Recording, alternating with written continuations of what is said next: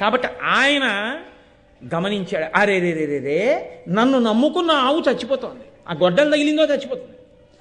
ఇప్పుడు రెండు పెద్ద పెద్ద ప్రమాదములు జరుగుతున్నాయి. ఒకటి గోవధ, రెండు నన్ను నమ్ముకున్నటువంటి భక్తుడు చెనకబడుతున్నాడు. ఈ రెండు జరగకూడదు అని ఆయన వెంటనే ఏమన్నాడో తెలుసా అండి?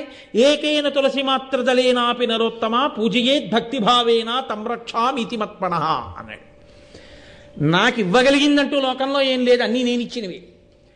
పరమభక్తితో నా పాదముల మీద తులసి దళాన్ని ఎవరు సమర్పిస్తారో వాళ్ళ వెంట నేనుంటాను, వాళ్ళని పొదివి పట్టుకుంటాను. అటువంటిది నా కోసం పాలే విడిచిపెట్టినటువంటి నా కింకరుడైన ఈ బ్రహ్మగారిని నేను కాపాడద్దు. పైగా గోవు మరణించడమా? గోవు చనిపోకూడదు.